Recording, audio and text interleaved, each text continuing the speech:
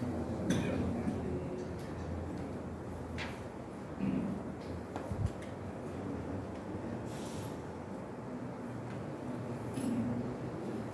بالله من الشيطان الرجيم. بسم الله الرحمن الرحيم. إلى حضرة النبي مصطفى رسول الله صلى الله عليه وسلم وآله الكرام وأصحابه وعظم شيء لله منا له فاتحة.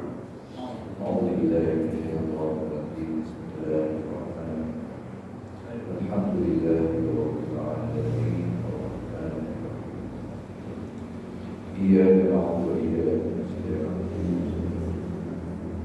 صراط الذين أنعمت عليهم غير المغضوب عليهم ولا الضالين. بسم الله الرحمن الرحيم. الحمد لله رب العالمين والصلاة والسلام على أشرف الأنبياء والمرسلين وعلى آله أجمعين. اللهم افتح علينا بحكمتك وانشر علينا بخزائن رحمتك يا أرحم الراحمين. والحمد لله رب العالمين. السلام عليكم ورحمة الله وبركاته. إن الحمد لله أشهد أن لا إله إلا الله وأشهد أن محمدا عبده ورسوله. اللهم صل على سيدنا محمد وعلى آله وأصحابه ومن دعا بدعوته إلى يوم القيامة لا ريب فيه. سبحانك لا علم لنا إلا ما علمتنا إنك أنت العليم الحكيم. ولا حول ولا قوة إلا بالله العلي العظيم. رب اشرح لي صدري ويسر لي أمري واحلل من لساني يفقهوا قولي. رب يسر ولا تعسر يا كريم برحمتك يا أرحم الراحمين. رضينا بالله ربا وبالإسلام دينا وبمحمد صلى الله عليه وسلم نبيا ورسولا. أما بعد. Yang saya kasihi pengurusi masjid kita, barisan dalam puasa, pengurusan, bertakbir masjid, perimam, berbilal, tuan-tuan dan perempuan yang hadir bersama pada pagi ini. Mudah-mudahan kita diberkati Allah Subhanahu wa Ta'ala. Alhamdulillah kita diberi peluang pagi ini untuk kita menyambung kembali pengajian kitab kita yang kita ambil daripada Mutiara Ihya Ulumuddin Imam Al-Ghazali. Pagi ini kita tengok pada surah, kalau kitab saya ini 507, 507. Tajuk yang kita nak ambil ataupun nak kongsi pagi ini iaitu bahagian B, mengambil manfaat daripada orang lain.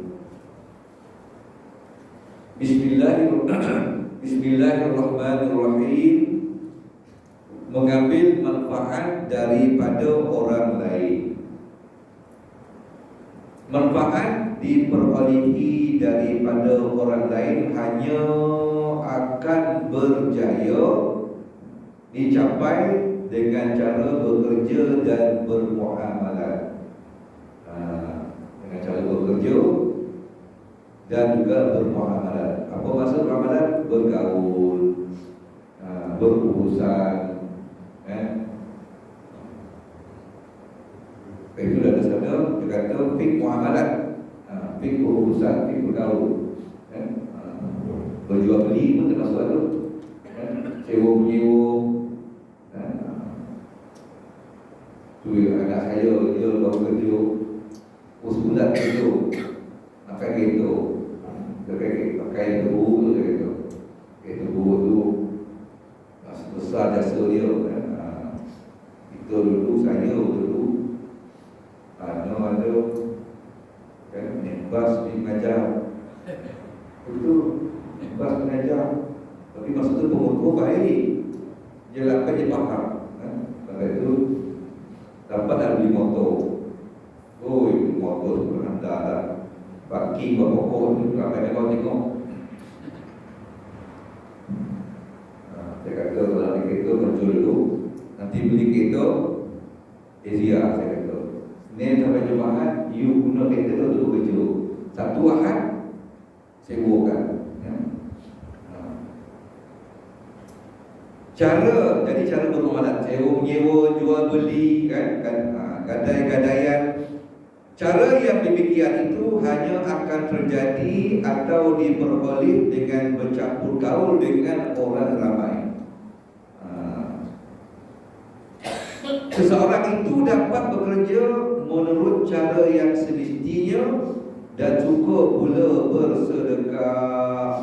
Yang ni kan, sini sebut kata bekerja menurut cara yang semestinya. Maksudnya apa cara yang semestinya? Cara yang disuluh, cara yang dibimbing oleh syariat. Jangan langgar syariat kan? Dan suka bersedekah. Buat kerja yang betul, kemudian suka bersedekah. Selalu sebutkan bersedekah itu adalah antaranya pembuka rezeki. Bersedekah Allah akan mudahkan rezeki.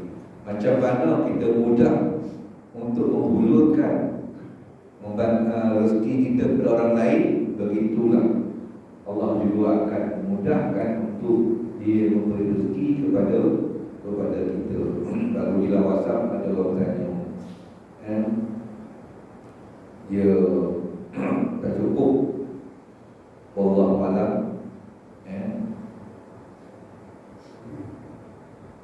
dia bekerja, isi bekerja. Dia bekerja, isi bekerja. Tapi lepas kerja pukul 5 petang balik, pukul 6 dia masuklah restoran. Untuk yang jadi malam sampai lah. Jadi dia bila pandangan, saya rasa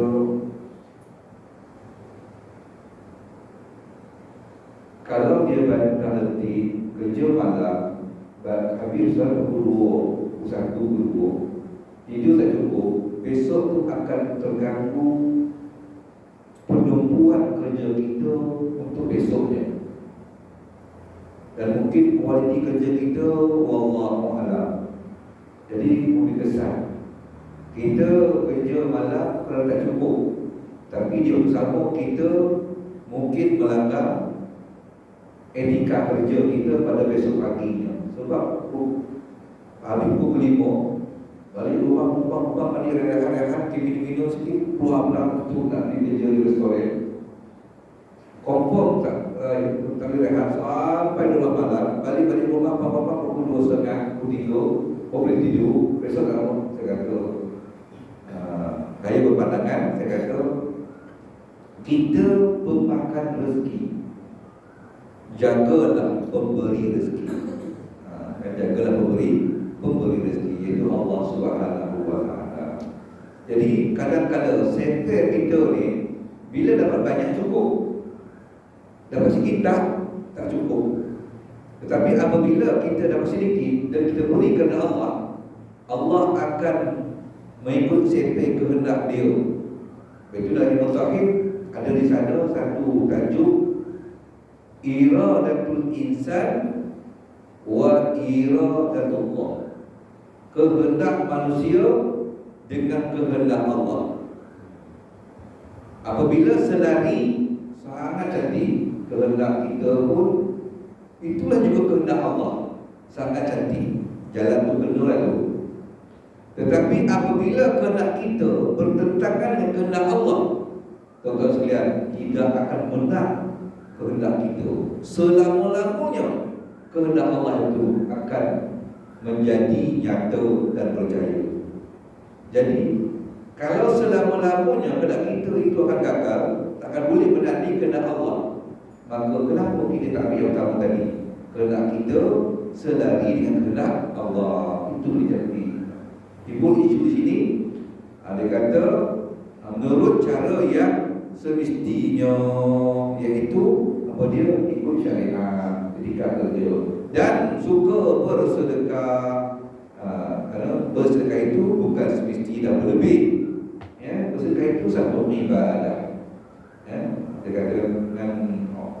Dalam WhatsApp tu saya kata, jagalah pemberi rezeki. Saya kata umur kita kalau dah masuk 40 lebih 50, alangkah baiknya kalau kita kerja dah adalah rezeki tu insya-Allah gaji bulanan. Saya kata siap-siap kemas diri, rehat kejap, lepas tu maghrib pergi ke masjid, ada pengajian ilmu dengar. Saya kata menambah ilmu kita sedikit. Kemudian kita isyak, lepas isyak kita balik. Baik di rumah kita boleh bersama dalam masa sebelum tidur tu dengan isteri, dengan anak, duduk-duduk sembang. Itu ada nilai dia yang lain pula. Lepas tidur, besok pagi bangun awal pergi ke masjid, saya kata. Jadi saya rasa itu santun dan hidup yang lebih baik daripada dia keluar kerja, anak pergi sekolah, isi pergi kerja, lepas tu balik pukul 5, keluar pukul 5, lepas itu keluar pukul 5, sampai rumah pukul 6 dah masuk kerja balik, bekerja di restoran sampai dah pukul 8 malam, pada 1 malam, sampai rumah pukul 2, anak dah tidur, isi tidur, cepat tidur, besok pagi. Macam tu rutin kita tuan. Akhirnya di mana keharmoni hidup sebagai banyak benda akan dilanggar. Kan? Saya kata dia, kita hanya memakan rezeki, tetapi jagalah Allah, kerana Allah memberi rezeki. Dia kata tak cukup Ustaz, tak cukup kerana mungkin selama ni kita tak ikut susunan dia. Yang sedemikian itu adalah lebih utama daripada orang yang memecilkan diri. Bergaul dengan orang, bercampur orang itu lebih utama daripada kita memecilkan diri dan sibuk dengan amalan-amalan sunat. Ayat ni kena faham tuan-tuan. Memecilkan diri dan sibuk pada amalan-amalan sunat bukan bermakna ini kita perlu faham. Orang yang menyibukkan diri bergaul dengan masyarakat itu lebih utama daripada orang yang memecilkan diri dan sibuk dengan amalan-amalan sunat. Kalau kita faham ayat ini, kita pun akan meninggalkan amalan sunat dan kita pun akan meninggalkan memecilkan diri muslim. Kalau itu faham kita silap. Bukan itu maksud kita. Bergaul dengan orang ramai itu lebih baik daripada kita memecilkan diri dan melakukan amalan sunat. Macam tu kita tak payah bermuslim, masih kediri, dan kita tak payah buat amalan sunat. Itu faham dia silap. Maksud dia sini ialah hendaklah kita memberikan keutamaan bergaul dengan orang tu, kita orang yang suka bergaul orang. Tetapi ada masa-masanya tidak salah, bahkan digalakkan oleh syariat untuk kita bermuslim dan melakukan amal sunat pada waktu-waktunya. Apa waktunya? Ialah macam kira mulai ada waktu dia, itulah kita berpeluang. Kan? Macam baca Quran, ambillah peluang ambil isyak. Apa salahnya? Kita datang ke masjid, ada pengajian, kita ke pengajian, balik kita ambil masa sedikit untuk baca Quran. Dan apa salahnya hari Jumaat, kita pun dah pencet tuan-tuan, ambil waktu hari Jumaat itu 1 jam untuk kita beruzlah. Tapi bukan uzlah tu duduk lagi dengan WhatsApp. Itu kalau uzlah. Uzlah ni kita menghasilkan diri dan kita penuhi selama 1 jam kita menghasilkan diri itu dengan amalan-amalan, dengan ibadah-ibadah yang sunnah. Itu baru kita, bukan meninggalkan, tapi menyusunnya. Kena pada masa dan tempatnya. Bukan mana tidak ada uzlah lah, tapi susun kena pada dan tempatnya. Jangan sampai kita tak galau orang. Bukan bermakna kita meninggalkan amal sunat, buat, tapi buat pada kena tempatnya. Kan? Jangan pula mana tak boleh tu orang tu melaki dia ada orang yang masak-masak. Aku tak campur orang. Aku uzlah di rumah ni. Yang tu bagi saya tak kena. Sebab waktu itu, saat itu lebih utama dia pergi, kan, potong-potong daging, kan, potong-potong bawang, ubin kulit kentang, sebab gotong royong bermasyarakat. Lepas itu waktu lain kita beruzlah lah pada kadar yang sesuai. Maksud kadar yang sesuai iaitu dengan kita tidak meninggalkan perkara yang wajib akan diri kita, tanggungjawab kita. Ya, pernah saya kongsikan dulu dengan tuan tempat lain, di mana ketika Nabi berhijrah dengan para sahabat ke Madinah, daripada Mekah ke Madinah, disaudarakan, kan? Disaudarakan golongan Ansar dengan golongan Muhajirin. Muhajirin daripada Mekah ke Madinah, golongan Ansar di Madinah. Maka Salman Al-Farisi, kan, adalah sahabat yang sama-sama datang dari Mekah ke Madinah, disaudarakan dengan seorang sahabat Ansar, dia ahli Madinah, penduduk Madinah, iaitu Abu Darda. Abu Darda ada tersilap di dalam dia punya tindakan dia dalam melakukan amalan sunnah. Ya, jadi maknanya lepas malam tu dia tak tidur. Dia tidak tidur, dan dia ajak Salman Al-Farisi ini bersama-sama dengan dia beribadah. Kata Salman, dah tidur sekarang ni, kata Salman. Bukan waktu ibadah, waktu solat, tidur. Dia pun tidurlah sebab tetamu kan, putih tidur. Lepas tu dia bangun nak sembahyang, orang kata tidur, belum lagi masuk dia, tidurlah. Lepas tu dikejut oleh Salman, kan sekarang kita bangun qiyam. Tengok, padahal ada waktu dia. Maknanya kena tidur, dia tidur, boleh hak mata. Kan pergi hak mata. Besok paginya, ya, dia tak pergi kerja. Yalah, kerja rezeki lah. Isteri dia yang pergi kerja, cari kayu api, ikan kayu api itu jual di pasar, dapat duit beli makanan. Kan? Maka Salman pun tegur Abu Darda. Dia kata, tak kena kau ni, ayat dia buang dalam bahasa kita ni. Kan? Setiap orang tu dah hak dia, tunaikan. Maksudnya waktu sekarang adalah waktu sembahyang, waktu sekarang adalah waktu zikir, waktu sekarang waktu pergi kerja, cari rezeki. Sebab ada tanggungan, ada keluarga, nak makan. Dia tak puas hati. Sebab malam tadi lagi kan, nak sembahyang tak bagi sembahyang, so tidur. Antara sembahyang dan tidur pada akal kita, sembahyanglah bagi. Tapi Salman tetap tidur. Dia pun tak hati, pergi mengadu kepada Rasulullah sallallahu alaihi wasallam, menceritakan bahawa apa yang dilaku oleh Salman kepada diri dia. Aku nak sembahyang, tadi bawa pergi sembahyang. Dia tak kesenang lebih baik kan? Boleh tidur, suruh tidur dia. Aku bangun lagi, sembahyang, tadi bawa pergi, suruh tidur juga. Lepas itu barulah kami sama-sama sembahyang. Besok pagi aku nak berzikir, nak berzikir Al-Quran, dia kata tak waktu pula, suruh kerja. Jadi macam mana pandangan Rasulullah? Okeylah tuan-tuan, zaman tu adanya penyelesai masalah, iaitu Rasulullah.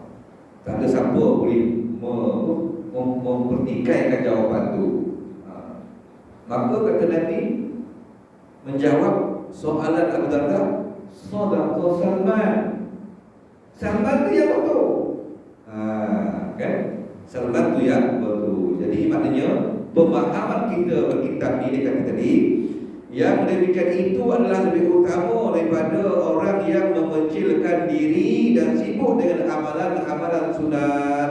Jangan kita faham maknanya meninggalkan uzlah, jangan buat dalam sunnah itu bercampur orang lebih baik. Tak, tuan-tuan, salah faham itu. Maksud ialah kita menguruskan, kita bergaul dengan orang, bercampur dengan orang, ambilkan manfaat daripada dia, berikan manfaat kepada orang lain apa yang perlu.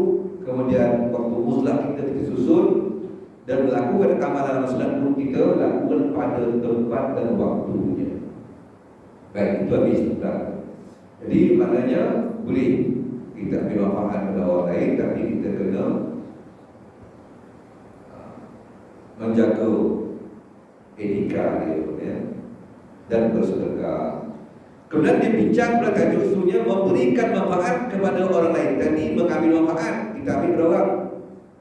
Sekarang kita beri manfaat pada orang pula. Segala harta atau tenaganya yang disumbangkan dapat memberikan manfaat kepada orang lain. Itu kan. Ini kita memberi pula. Tadi kita menerima, ni kita memberi. Jadi ada kalanya kita memberi harta, ada kalanya kita memberi tenaga kepada orang lain. Amalan ini turut sama membantu apa-apa yang menjadi keperluan orang lain. Orang perlukan bantuan, keuangan kita beri. Semalam yang juga kan ada orang pasang kena warning dia punya bil api dia, kalau tak bayar kena potong. Isteri baru bersalin, suami pula ialah ini baru bulan ni 3 kan, gaji yang berlaku itu habis untuk bersalin. Jadi dia tak ada kan? Jadi dia whatsapp. Jadi maknanya kita kalau mampu bagi-bagi lah. Sebab waktu itu dia susah kan. Dengan apa? Dia kata duit. Kalau tenaga, kita bagi tenaga. Itu kita ya. Diperlukan. Waktu dia perlu duit, bagi duit. Ya. Perlu duit. Kalau perlu tenaga, kita bagi tenaga. Ya. Dengan harapan semata-mata mencari keredaan Allah. Itu ujung dia.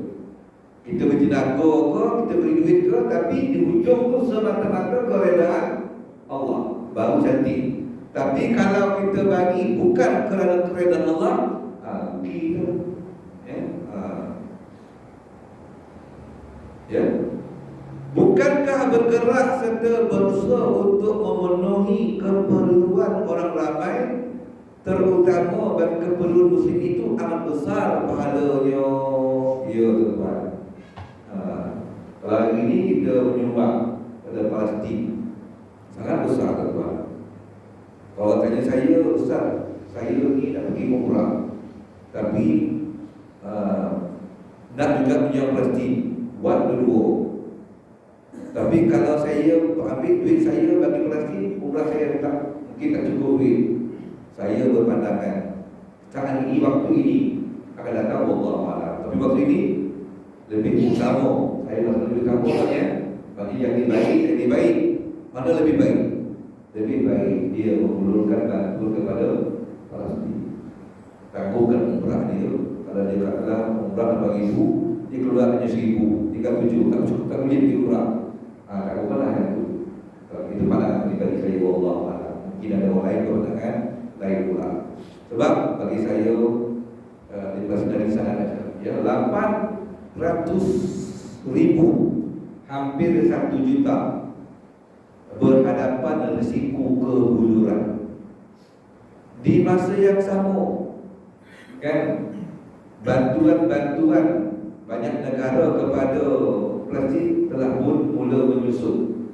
Baru disampai adalah di sana lah apa senang tuan. Kalau senang Mesir kena minta dulu kebenaran. Ni pintu pada dia nak ada makanan, susu ke, ubatan-ubatan, dia minta kebenaran. Kalau Israel kata jangan. Tuan-tuan, tidak ada keberanian. Ya.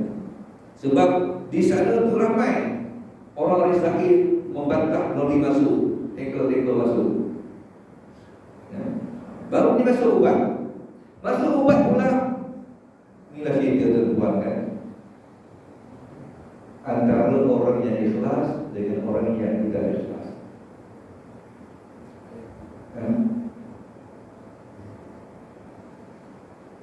Kawan tu bangunan di sana dah runtuh kan. Sekolah dah runtuh, hospital dah runtuh.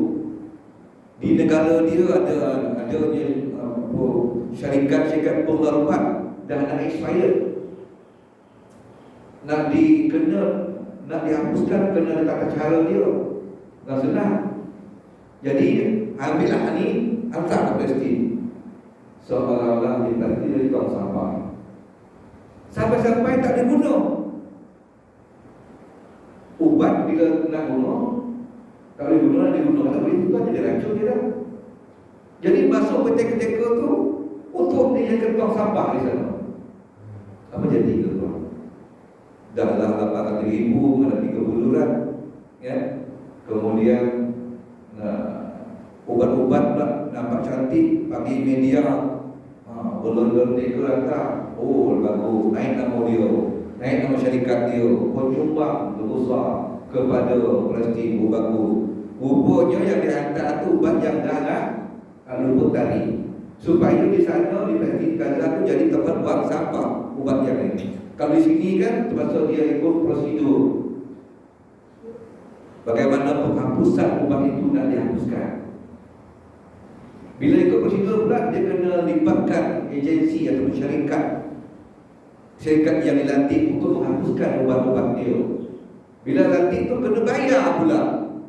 Dan ubat kita tak laku, kena bayar pula. Tiba-tiba ada sampai boleh buat tong sampah. Dapat nama pula lagi, media keluar. Ini dia tuan. Kita kadang-kadang jiwa kita lain, jiwa kita nak bagi yang terbaik, tapi orang lain tak macam tu jiwa kita, ya?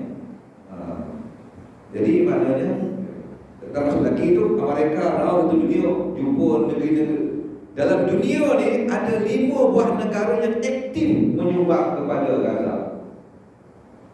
Direktingkannya ada dalam catatannya.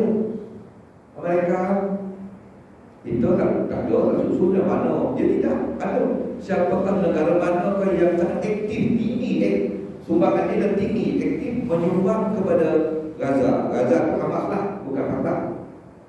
Tentu saja. Dia ada antaranya 5 negara termasuklah negara kita. Sebab mungkin kita Malaysia ni sangat rapat dengan Palestin, betul kan? Dan kita pun orang lain ni bak menyumbang, insya-Allah. Bak menyumbang terkenal. Jadi masuk nama negara kita termasuk 5 negara itu. Lama-lama pada ya dia mendesak negara kita supaya jangan menyumbang kepada Palestin, okay? Baik, habis itu. Jadi pada situ dia kata terutamanya bagi kaum muslimin yang amat besar pahalanya. Hari ini yang saya perlu kena bantu kita iaitu di Gaza. Ya. Baru ni saya sedang mencari duit. Saya tak ada duit. Orang pencen ada duit, orang pencen kena stok kan. Dulu lebih bodoh. Bila dah pencen 50% je lah. Kan kalau 1,000 lebih lagi, kalau 2,000 lebih 1,000. Mana ada duit? Ada 5 orang pelajar Palestin. Selama ni dia dibantu oleh Ahmad Palestin. Ahmad Palestin ni banyak bantu, ya. Tapi bila isu yang ni dibukukan, tak apa-apa, dia tak ada duit lah nak belajar universiti. Sedangkan dia nak saya ambil 5 orang. Saya ambil 5 orang bukanlah saya ada duit, saya ada duit. Anak saya bukan ramai datang kan. Tapi jumpa kawan, minta sedekah. Cik, ada 5 orang ni. Anak sakit Januari 2005, 3 bulan ni ada 7 orang. Berapa perlu? Seorang tu sebulan 500. Memang tak cukup, tapi itulah 5 orang. Di sebulan nak cari 5 kali 5, 2,500. Aku nak cari 3 bulan. Tak fikir 3 bulan. 3 bulan sekali, 3 bulan sekali, 3 bulan sekali. Sehinggalah dia ada orang ni. Jadi berapa bila? 2,500 kali 3 bulan jadi 7,500. Nak ambil duit saya tuan-tuan 2,500. Saya tak ada. Kan? Jadi mana jumpa kawan. Alhamdulillah dapat 3 bulan tuan kan. Jadi itulah keperluan dia. Ya. Jadi sekarang ini maknanya di sana pula kebuluran. Jadi kita perlu duit. Kadang-kadang kita berpahaman apa bagi dulu dah. Ada juga macam tu kan. Dah bagi tak? Apa bagi dulu dah. Kita bagi dulu RM5. Sedangkan di sana tu bukan dulu dah makan, sekarang dah makan kan? Tiap hari dah makan. Jadi kalau kita ada kemampuan dan saya dulu juga kalau kemampuan bagilah dulu kan. Carilah. Ya, carilah.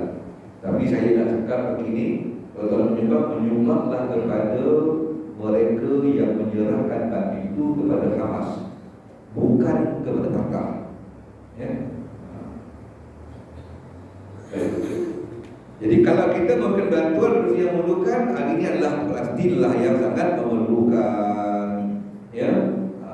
Perkara ini pastilah tidak dapat dicapai atau dilakukan kecuali dengan bercampur dengan masyarakat. Betul. Tak bercampur dengan masyarakat, kita tak dapat nak berikan makan kita, ilmu kita. Tapi nak beri pada orang ilmu ni, mesti ilmu yang bermanfaat. Ilmu yang bermanfaat. Jangan ilmu yang tidak bermanfaat. Saya dulu pernah juga kawan dengan orang nakal ni, jadi penakal. Dapat banyak ilmu. Banyak ilmu yang nakal-nakal. Ya. Dia kata kalau kita nak gaji bosi, curi pakai orang. Orang pakai bosi kan, pakai bosi mahal. Sedangnya dia kata dia gaji dia tu malam pun beli. Dia kata dia mana beli terus hari tu malam. Tak ada dia guna sabun dia kata. Di bosi nak esok tak sabun dia tolak tu dia disabunkan. Asal gaji tak sabun semua ada dia. Ulang ilmu kan. Tetapi boleh tak amalkan tak boleh kan? Tidak bermanfaat namanya. Apa ilmu yang bermanfaat? Ilmu yang bermanfaat, ilmu yang ada faedah dia. Sebab itu tuan-tuan, dalam Imam Al-Ghazali disebut ilmu, ya, apa ni ilmu? Kan di mana tu dia belajar. Kenapa nak belajar? Ia dapat ilmu. Sebab dapat ilmu. Tanya dia, ilmu tak apa? Ilmu tu ilmu lah. Ialah apa makna ilmu tu? Jadi Imam Al-Ghazali kata ilmu itu apa?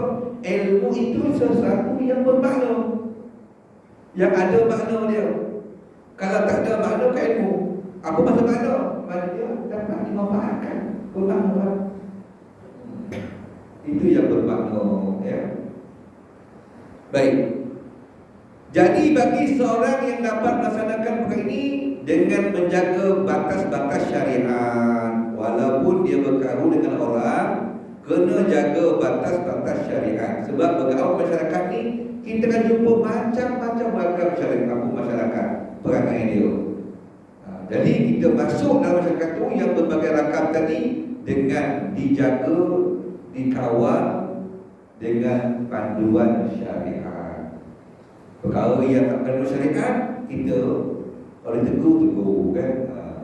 Contohnya kita bawa dia tengok ngumpet dia kan. Sebut nama orang ni ngumpet dia.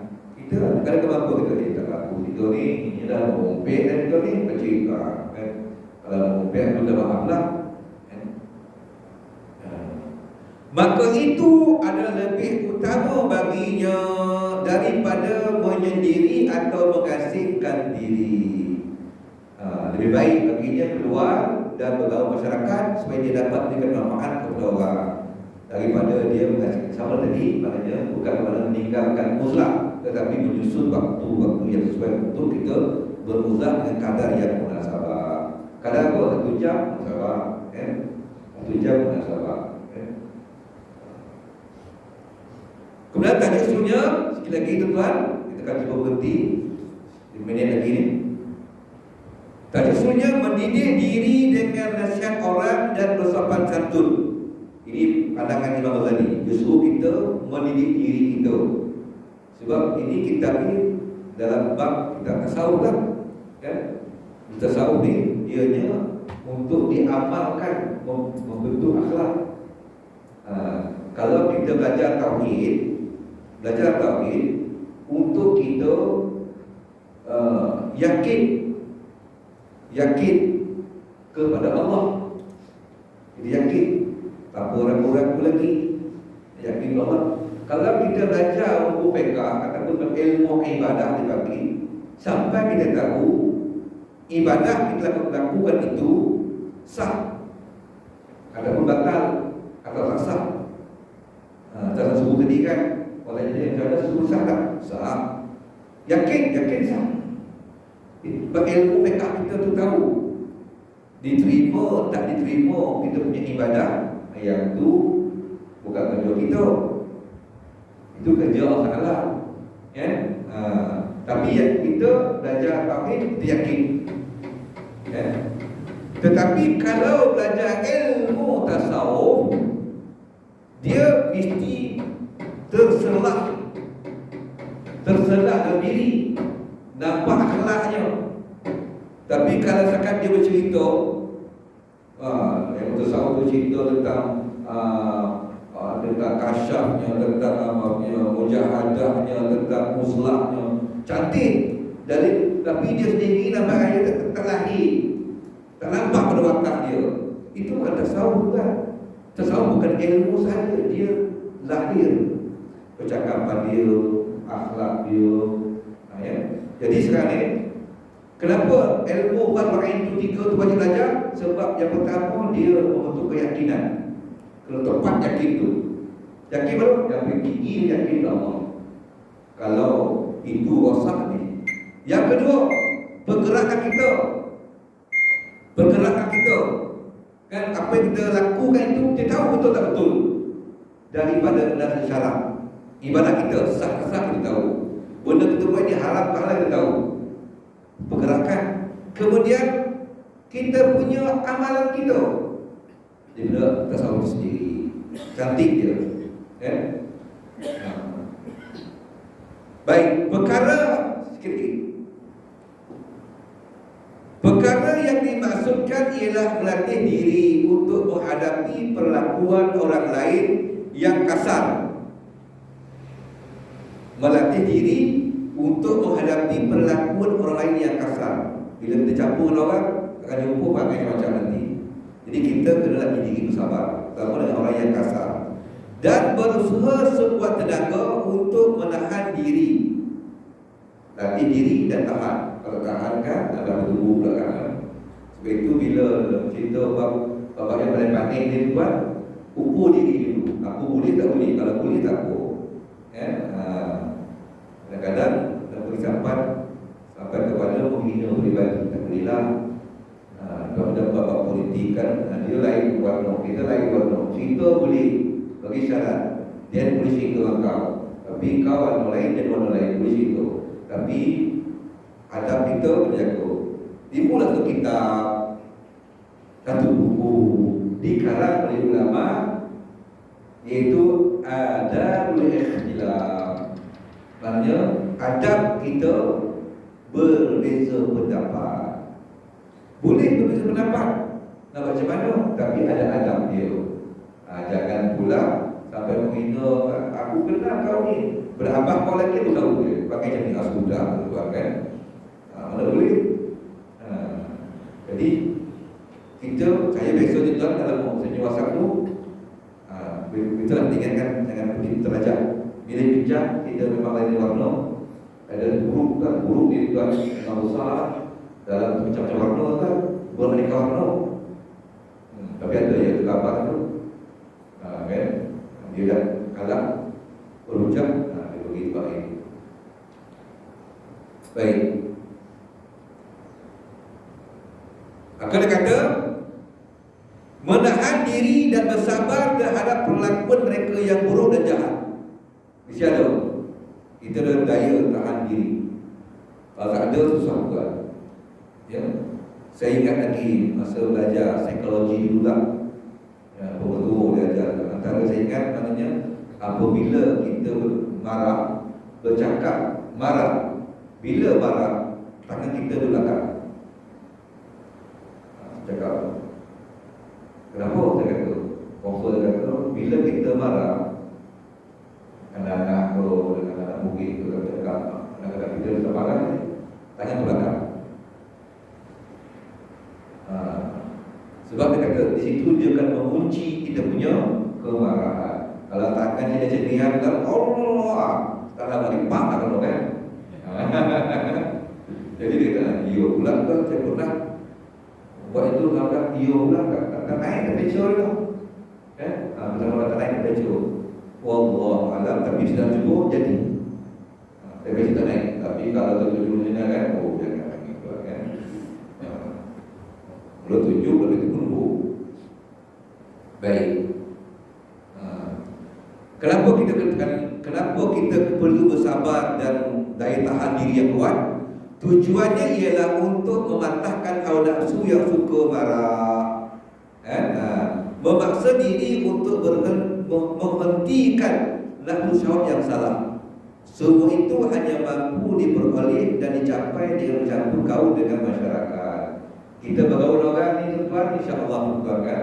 Saya ada sedikit perbezaan. Saya pernah mengajar sekolah agama semuanya orang Islam. Saya pernah mengajar orang lengah yang bercampur-campur. Sama juga rumah saya, dia pernah mengajar agama semuanya dari Islam agama. Dan pernah juga dia mengajar sekolah kementerian SMK yang bergaul bercampur dengan India sini. Budaya sangat berbeza, sangat berbeza. Ya? Jadi situlah bila bercampur tu kita akan dapat melatih diri kita lain. Kalau kita duduk seseorang ya, kita tak marah, ketika kita hebat sangat, bercampur dengan orang ni boleh naik ke meja. Sebab apa? Kita tak pernah dilatih.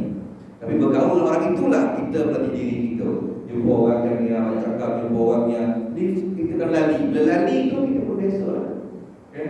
Macam askar kan? Askar bila dah lari biasa tak ada masalah. Sebab dia dilatih. Tapi kalau dilatih, saya ingat lagi kawan saya, dia pergi ke tempat di sebelah Allah Taala Muhammad. Bagaimana? Tapi kalau negeri Islam orang, kalau negeri Islam orang, ya. Tapi tempat saya dulu orang. Tempat itu daripada masjid kampung yang terakhir dan masuk dalam air terjun tu hutan. Kalau hutan dalam hutan lah. Tapi sekali tak boleh masuk tempat itu jalan baju lah. Cantik sungai dia. Kena pergi pakai batu. Tapi saya pergi baru dia dah sendirian. Cerita sebelum tu. Kalau saya ni orang yang suka macam tu, sifatnya suka naik bukit gunung-gunung. Akhirnya jumpa sungai terjun lah. Dia sampai dia sampai rasa macam kepuasan. Saya pula nak lagi bukit dengan sekolah dengan apa dengan apa foto dengan macam lah mendaki apa muncul ngegek akhir semata-mata lah tengok air sungai terjun. Saya pula bukan tu saya punya orang, tapi dia jatuh. Dia sampai dekat bosok sekolah dia lupa lagi. Dia cerita tuan. Tadi tempat tu dia pergi mula tu, dia pergi ke masjid tu dan pergi ke tempat tu ada naik gunung tu. Dia kena jumpa orang asli pula yang tahu tempat ini. Dia kata, "Tok, saya nak pergi nenek-nenek aku jauh." Dia kata, "Jauh tak?" Kata tu boleh. Dia kata, "Saya dah hantarkan. Nanti sosek." Dia kata, "Baru gunung di mana?" Sosek dia kata, "Saya dah hantarkan." Jadi kalau tu jauh tak tu? Tak jauh, dia kata. Sebentar rokok je, dia kata.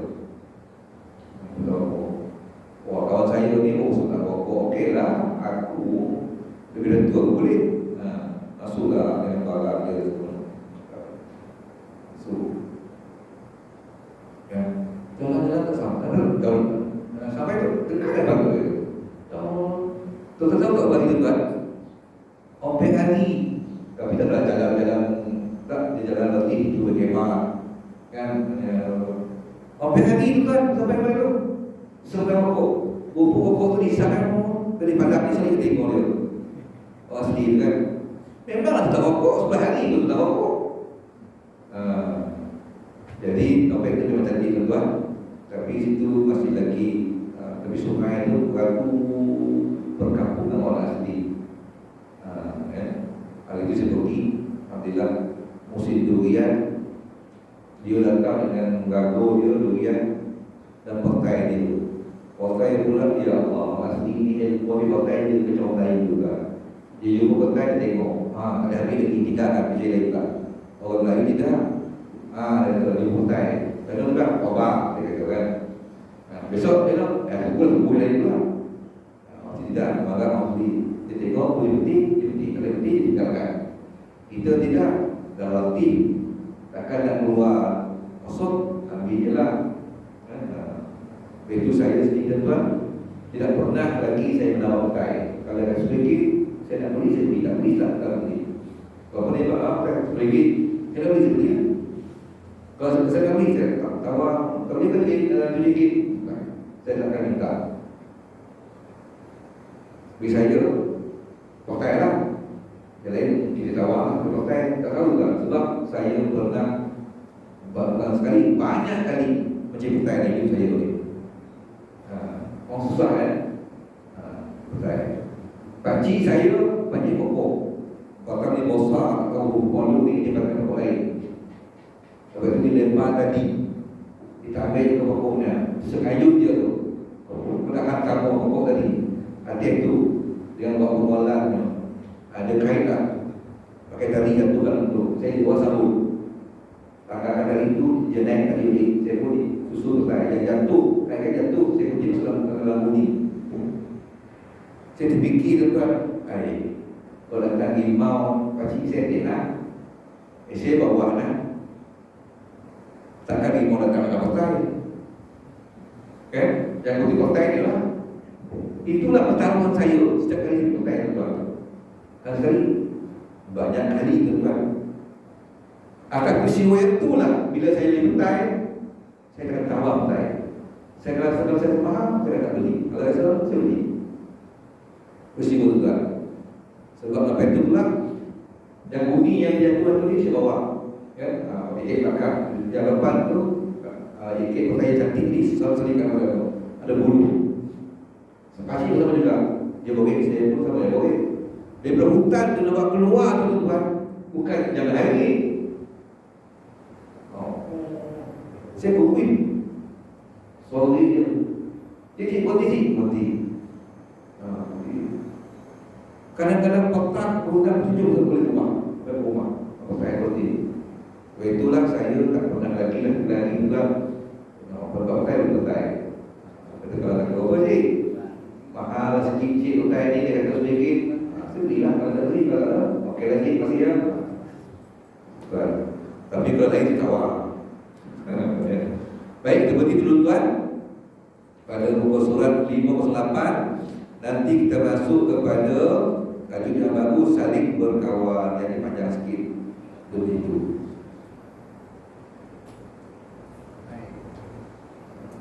Bismillahirrahmanirrahim. Alhamdulillahirabbil alamin. Wassalatu wassalamu ala asyrafil anbiya'i wal mursalin wa ala alihi wa sahbihi ajma'in. Allahumma zidna 'ilman nafi'an wa qalban khashi'an wa ibadatan mutaqabbalan bi rahmatika ya arhamar rahimin. Walhamdulillahirabbil